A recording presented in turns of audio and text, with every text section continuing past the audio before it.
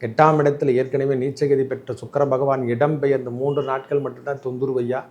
அதிலிருந்து பணவரவு அதிகரிக்கக்கூடிய காலம் என்று சொன்னால் திடீர் அதிர்ஷ்டம் என்று சொல்கிற மாதிரி நம் வாழ்வில் புதிய முயற்சிகளுக்கு அமைப்பு என்று சொன்னால் இந்த மாதம் நீங்கள் எடுத்துக்கலாம் சுவாமி. எனக்கு தெரிஞ்ச வரைக்கும் தவறான விஷயங்களோ ஒரு லாட்டரி சீட்டோ பம்பர் சீட்டோ நம்மளுக்கு தனவரவு அதிகரிக்கணும்னு நினைக்கிறீங்களா, இந்த மாதம் உங்களுக்கான செல்வங்கள் சேரப்போதுங்க. எது தொட்டாலும் சரி, எதுவுமே தொட்டதெல்லாம் துலங்க போகுது. கேட்ட இடத்தெல்லாம் கொடுக்கக்கூடிய பொருட்கள் வந்து சேரும். நம்மளுக்கான பிரச்சனையிலிருந்து நாம் வெளிவரக்கூடியது காலமாக இந்த காலம் இருக்கும் சாமி. பயப்படணும் அவசியமே இல்லை, உறுதியாகவே சொல்கிறேன். ஏன்னா இந்த மாதம் கும்பராசிக்கு ஏற்றம் தரும் என்றால் கண்டிப்பாக ஏற்றம் தரப்போது. ஒரு பம்பர் லாட்டரி என்று கூட சொல்லலாம், ஒரே வார்த்தை சொல்லப்போனால். ஏன்னா சூரிய பகவானும் ராகு பகவானையும் பார்க்கணும், சனி பகவானையும் பார்க்கணும், குரு பகவானையும் பார்க்கணும். இவங்க எல்லாத்தையும் பார்த்துட்டு தான் நம்ம பலாபலன் குறைக்க முடியும்.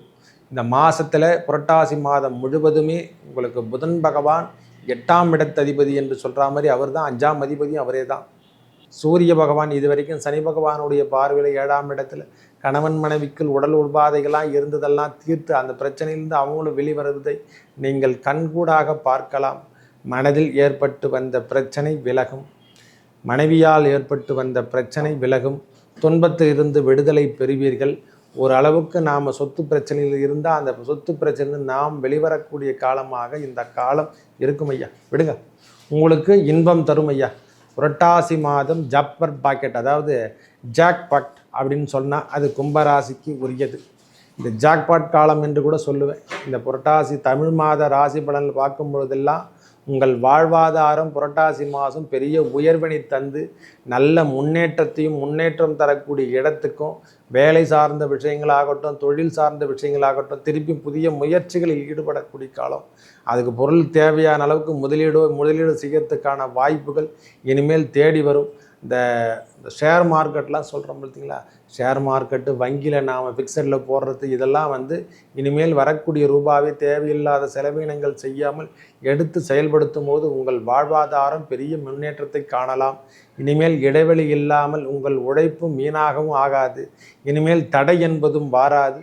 புரட்டாசி மாதம் வெல்லக்கூடிய மாதமாகும், அதிகமாக தனவரவு அதிகரிக்கக்கூடிய மாதமாகும், செல்வங்கள் சேரக்கூடிய மாதமாகும். உடல் நலத்தில் அப்பப்போ அக்கறையாக இருந்துங்க, வேறு ஒன்றும் பிரச்சனை இல்லை சுவாமி. அதுக்கு செலவினங்களும் ஏற்படுத்தும், பிரச்சனையே உரியும். உடல் உபாதைகள் அந்த எதனா இருந்ததுன்னா அது கொஞ்சம் அதிகமாகவும் காட்டும் ஐயா. அவர் 8ஆம் இடத்துல நேரடி பார்வையாக பார்க்கும்போதெல்லாம் சூரியனும் சேர்த்து பார்த்து உங்களுக்கான யோகத்தை கொடுக்கின்ற மாதமாக உங்கள் வரவு செலவுக்கெல்லாம் ஒரு ஈடு கொடுக்கின்ற பாக்கியம் பெறப்போது. நம்ம குடும்பத்தில் ஏதோ உற்றார் உறவினர் மூலயமா நாம் கொடுத்திருந்த பொருளோ அல்ல கடனுக்காக நாம் கேட்டிருந்தா கூட சரி, வங்கி சார்ந்த விஷயத்திலேயோ அல்லது நாம் கேட்டிருந்த ரூபாய் எல்லாம் இந்த முறை தானாக சேர்ந்துவிடும். கொடுக்கல் வாங்கலில் இருந்து வந்த பிரச்சனை விலகும். வேலை சார்ந்த விஷயத்தில் இதுவரைக்கும் தடுமாறி போயிருந்தா, ஐயா நான் வேலை இழந்துட்டேன், இந்த பிரச்சனையிலேருந்து நான் மாட்டின்னு இருக்கேன் அப்படின்னு நினைக்கிறவங்கள தான் ஈடு கடுக்க முடியலையா, அந்த ரூபாவை கட்டினாதான் என் வேலை கிடைக்குன்னு சொல்கிறவங்களுக்கெல்லாம் இந்த முறை எல்லாமும் கிடைத்து விட்டு நீங்களும் வேலை சார்ந்த விஷயத்தில் பெரிய முன்னேற்றத்தை காணலாம். தொட்டது துலங்கும் என்று சொன்னாலும் உறுதியாகவே சொல்லலாம்.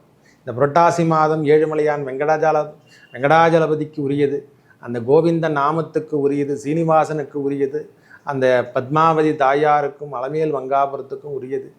அதெல்லாம் என்ன சொல்லலாம், திருப்பதிக்கே உரியது. இது புரட்டாசி மாதம் இருக்கக்கூடிய அனைத்து எம்பெருமான் கோயில்களிலும் உங்கள் வாழ்வாதாரம் உயர்ந்து நிற்க அந்த எம்பெருமானை வழிபடுங்க.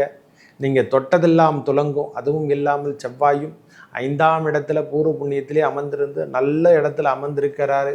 பிரச்சனை இல்லை. உங்களுக்கான வாழ்விலும் ஏற்பட்ட துன்பங்களும் பிள்ளைகளால் ஏற்பட்டு வந்த நிலைமையெல்லாம் தலைகீழாக மாறி, அதாவது பிள்ளைகள் வழி வந்த பிரச்சனைகள்லாம் விலகப்போகுது.